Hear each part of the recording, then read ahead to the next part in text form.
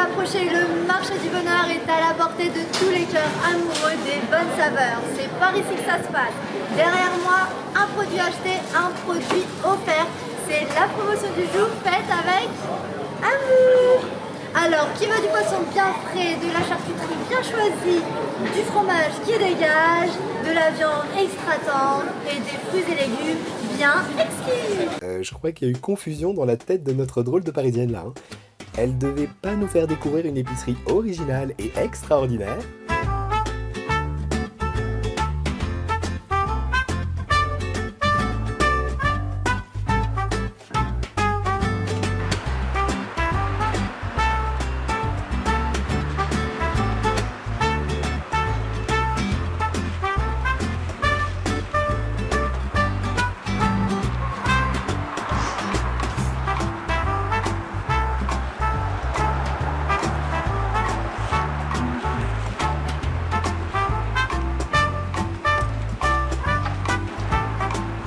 Et on ne lésine pas sur la carotte parce qu'avec ces temps hivernaux, il nous en faut des vitamines pour faire une bonne soupe digne de nos grands-mères. Parce que oui, c'est des fruits et légumes, et bien du potager, ceux de nos grands-parents. Mais il n'y a pas que ça aussi à l'épicerie vintage, il y a d'autres choses.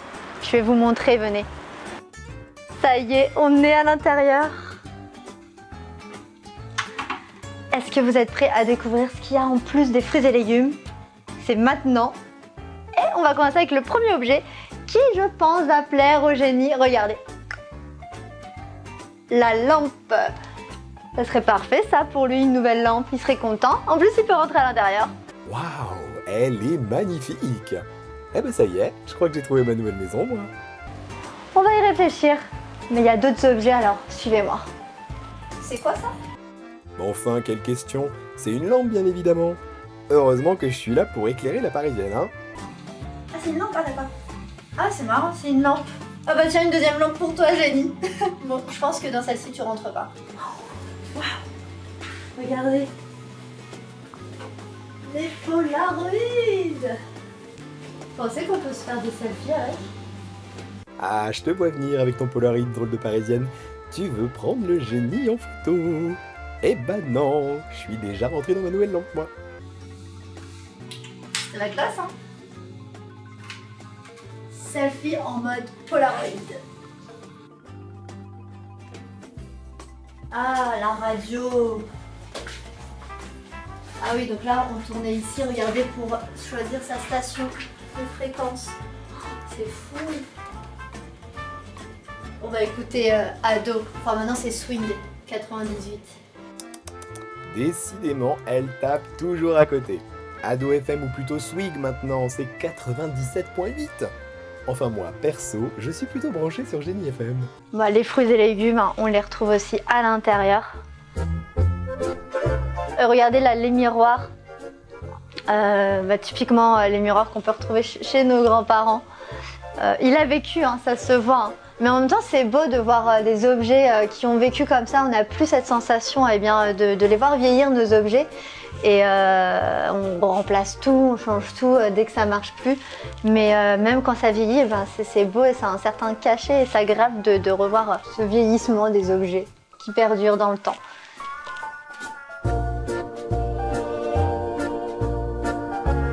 Et ce qui est drôle et étonnant mais agréable, c'est qu'en plus de l'atmosphère, de l'ambiance, on a aussi l'odeur qui est au rendez-vous. L'odeur typiquement qu'on retrouve chez nos grands-parents, elle y est. Et c'est étrange mais agréable. Ah, et regardez, venez voir le tableau. J'aime bien par contre le mix du tableau. En tout cas, Beach of Habit, je ne pense pas que nos grands-parents disaient ça. Et puis même aujourd'hui, il vaut mieux éviter d'employer ces termes-là. C'est pas très joli dans nos bouches. Donc vous l'avez compris, on est vraiment dans une épicerie vintage. Le principe de mixer les fruits et légumes comme vous pouvez les voir derrière moi et le mobilier vintage des années 1930-1940. Oui bon, n'abusons pas quand même, avec la drôle de Parisienne, on va remonter jusqu'au Moyen-Âge. Là dans cette épicerie, on est plus dans les années 60-70. Difficile à croire, hein, mais le génie n'était pas encore né. Avec tout le mobilier qu'on retrouvait chez nos grands-mères et nos arrière-grand-mères aussi. La radio, les lampes, la vaisselle, même là, ça ressemble au landau quand on était bébé. Enfin, moi non, j'avais pas un landau comme ça, mais peut-être mes parents, où ils dormaient quand ils étaient tout nourrissons. Et alors, c'était Mehdi, le créateur de l'épicerie vintage, qui dormait dans le landau panier? Allons lui demander. Salut Mehdi. Salut. Comment ça va? Très bien, merci. Alors ça y est, première fois, je suis au sein de ta création, l'épicerie vintage. C'est ça. C'est un endroit où on a voulu allier brocante, choses chinées qu'on retrouvait chez nos grands-parents, années 50-60, et épicerie, en essayant d'être le plus local possible et 100% bio. Et ça se voit, moi j'ai l'impression d'avoir remonté le temps, d'être atterri aux années 50-60. C'est dingue, on est vraiment dans l'ambiance. Et on va y rester avec les questions à l'ancienne.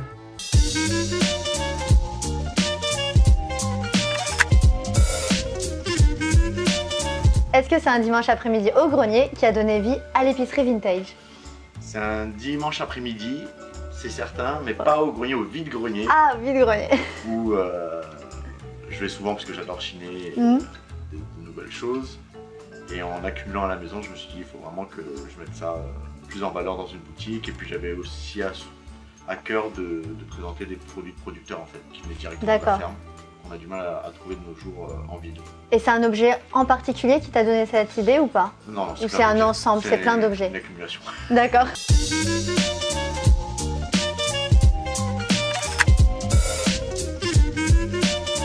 Pour l'épicerie vintage, quel est l'objet à l'ancienne qui est le plus recherché? Alors en ce moment, ça va être la vaisselle. Mmh. Parce que les gens aiment bien en fait avoir de la vaisselle ancienne sur leur table. Et a priori plutôt dépareillée même. Pour donner un nouveau style et changer un peu de ce qu'on retrouve aujourd'hui. D'accord.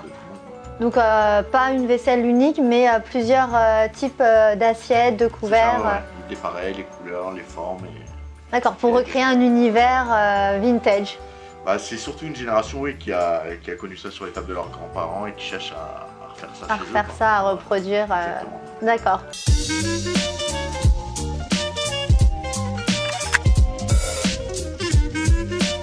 Quel plat mijoté par grand-mère te rappelle ton enfance? Quel plat mijoté? Ça va être la soupe, je pense. La soupe. C'est pour ça que tout à l'heure, genre, je sentais des bonnes odeurs de soupe. Ouais. Ah, les bonnes soupes de nos grands-mères, y'a que ça de vrai. Un pur délice. On propose des soupes aussi. C'est ça. D'accord. Et elle avait une particularité, la soupe de grand-mère? Oui, Oui. sûrement. Ah, mais ça, c'est resté secret. C'est resté secret. Ah, d'accord. Elle a pas partagé son secret. Elle était très bonne. Elle était très bonne, d'accord.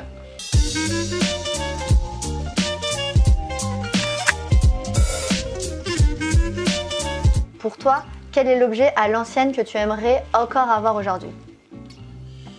Moi j'adore les luminaires. Je Ouais. suis très fixé luminaire à l'ancienne. j'adore C'est pour ça qu'il y a plein de lampes tout autour de nous. J'adore les vieux luminaires. Donc c'est surtout ça que moi je recherche et pour l'objet, qui me fait craquer à chaque fois que j'en vois. Je peux pas m'empêcher de. C'est le design des lampadaires, Ouais, des lumières. C'est ce qu'ils faisaient avant qui Ouais, est très c'est ce joli. qu'ils faisaient. Et puis surtout les styles industriels que j'aime beaucoup aussi. Donc,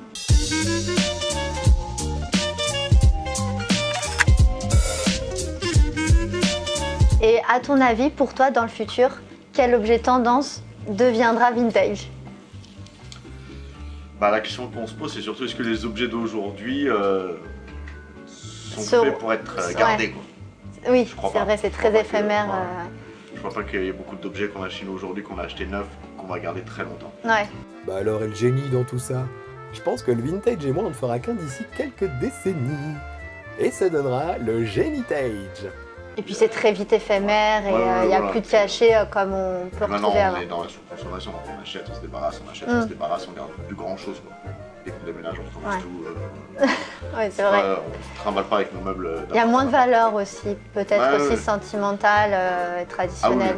à mon avis, on trouve Ouais. encore des objets des années 90 après.